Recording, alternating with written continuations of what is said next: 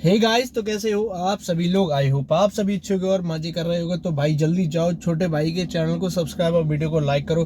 तो भाई मैं आज बात करने वाला हूँ कि भाई जो डीजल इंजन रहता है, भाई आप अच्छी तरह जानते हो कि डीजल इंजन क्या ही स्पेक्स रहते हैं डीजल इंजन के, क्या ही है डीजल इंजन। भाई डीजल इंजन एक बहुत ज़्यादा सक्सेसफुल इंजन रहता है जो कि हमारे ज़्यादातर हैवी व्हीकल्स में यूज़ होता है, हमारी हैवी गाड़ियों में यूज़ होता है, जैसे कि ट्रक है और बड़ी बड़ी जैसे कि ट्रेन ट्रेन वगैरह में भी डीजल इंजन यूज़ होते हैं। जैसे कि आप मान लो बड़ी गाड़ियां हैं, जैसे कि मान लो स्कॉर्पियो सफारी, इन सब में डीजल इंजन आते हैं। और आप लेके चलो बस लेके चलो जिसमें डीजल इंजन आता है। पर हम लोग एक बात सोचते हैं कि डीजल इंजन में इतना टॉर्क क्यों होता है, मतलब उठना इतना मजबूत क्यों होता है डीजल इंजन का पेट्रोल के मुकाबले, जबकि पेट्रोल इंजन में इग्निशन सिस्टम होता है, डीजल तो भाप से आग लगती है।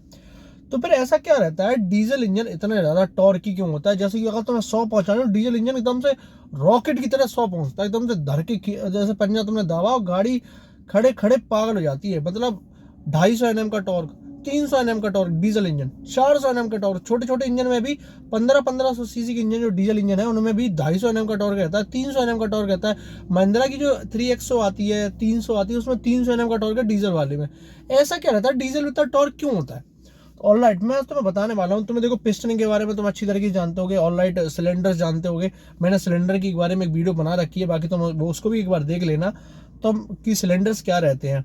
हालांकि जो इसमें मैं सिलेंडर्स नहीं बताऊंगा, थोड़ा सा ब्रीफ में बता दूंगा। सिलेंडर ऐसा रहता है इंजन में, ऐसे करके 4 सिलेंडर है। तो डीजल इंजन हमेशा 4 सिलेंडर में आता है, एक से एक सिलेंडर, 2 सिलेंडर, 3 सिलेंडर, 4 सिलेंडर। इसके जैसे ये सिलेंडर रहता है ना, मान लो ये सिलेंडर है, इसके ऐसे 4 सिलेंडर होते हैं, एक ये, दूसरा ये, तीसरा ये, चौथा ये, ऐसे करके 4 होते हैं। तो उसमें रहती है पिस्टन, यहाँ पे जैसे इस पे पिस्टन रहती है, इस पे वो जैसे पिस्टन मान के चलो। कुछ मैं एक ले लेता हूँ।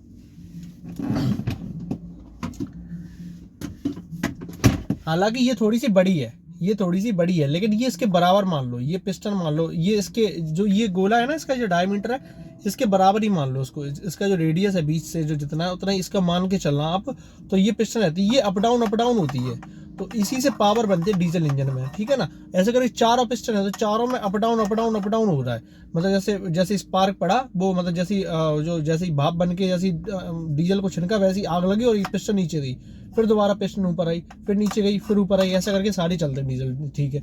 लेकिन डीजल इंजन में टॉर्क क्यों ज्यादा रहता है, इसका मैं वजह बताता हूँ। ये दिख रहा है ना, इसको स्ट्रोक कहते हैं, स्ट्रोक, कितना स्ट्रोक है।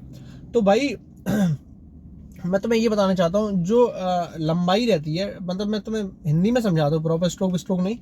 जो अपना जो डीजल इंजन की जो स्ट्रोक रहती है, ये जो रहता है, क्या कहते हैं उसको, ये जो लंबाई रहती है अपने सिलेंडर की, वो पेट्रोल के मुकाबले ज़्यादा होती है। क्योंकि डीजल इंजन की जो जब हम लोग एयर खींचते हैं, डीजल इंजन जब एयर खींचता है, जैसे नहीं पिस्टन जब एयर खींचती है, जब डीजल इंजन एयर खींचता है तो उसे एयर को ज़्यादा गर्म करने के लिए ज़्यादा जगह चाहिए होती है, मतलब ज़्यादा कंप्रेशन रेशियो चाहिए होता है।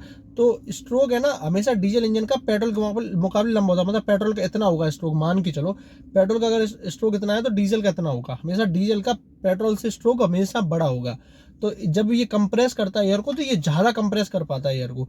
अगर अगर डीजल इंजन का भी स्ट्रोक इतना कर दोगे तो वो ना एयर कंप्रेस होगी, ना डीजल के थ्रू आग लगेगी, और ना डीजल इंजन सक्सेसफुल होगा। इसीलिए डीजल इंजन का जो कंप्रेशन रेशियो रहता है, ये कंप्रेशन रेशियो रहता है।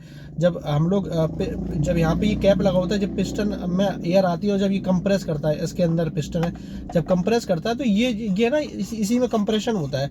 तो जब पिस्टन ऊपर आती है तो उसका कंप्रेशन होता है। तो कंप्रेशन रेशियो डीजल का पेट्रोल से काफ़ी ज़्यादा रहता है। क्योंकि भाई सीधी सी बात है ना कि भाई एयर है, एयर आएगी तो उसको कंप्रेशन रेशियो ज़्यादा चाहिए होगा, और पेट्रोल इंजन का एक अलग सीन रहता है। तो इसी वजह से डीजल इंजन में टॉर्क हमेशा ज़्यादा होता है। पर बीएचपी इसलिए ज़्यादा नहीं होती क्योंकि भाई सीधी सी बात है, बीएचपी आता है फ्यूल मिक्सचर के साथ। फ्यूल जैसे कि आप मान के चलो, डीजल इंजन में बेशक कंप्रेशन रेशियो ज़्यादा रहता है, लेकिन डीजल इंजन में हमेशा जो हमारे इंजेक्टर नहीं रहते ना, डीजल को इंजेक्ट करते हैं, तो पेट्रोल के मुकाबले डीजल का इंजेक्टर कम इंजेक्ट करते हैं डीजल हमेशा, जिससे बीएचपी कम बनती है, लेकिन आपका एफिशिएंसी और आपको टॉर्क बहुत अलग लेवल का मिलेगा लिटरली भाई।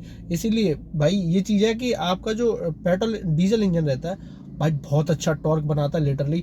और टॉर्क बनाते सीधी सी बात है, भले भी डीजल इंजन लो एंड में अच्छा ना हो, क्योंकि लो एंड में तो बीएचपी काम करती है, लेकिन टॉर्क ही इतना होता है ना भाई, 120 130 तो ऐसे पहुंचता है ना कि बस खिलौने की तरीके से, क्योंकि डीजल इंजन भाई स्टार्टिंग में टॉर्क काम करता है 100 से 120 तक, तो भाई टॉर्क है ही वैसे भी डीजल इंजन का ज़्यादा, तो गाड़ी एकदम से टॉर्क पकड़ती है, एकदम से डीजल इंजन सीधा हाल पकड़ लेता है, हाल एकदम 120 130 पहुंच जाता है।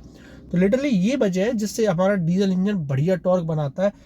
ऑल राइट भाई, वीडियो को यहीं एंड कर दे, चैनल को सब्सक्राइब, वीडियो को लाइक कर लेना।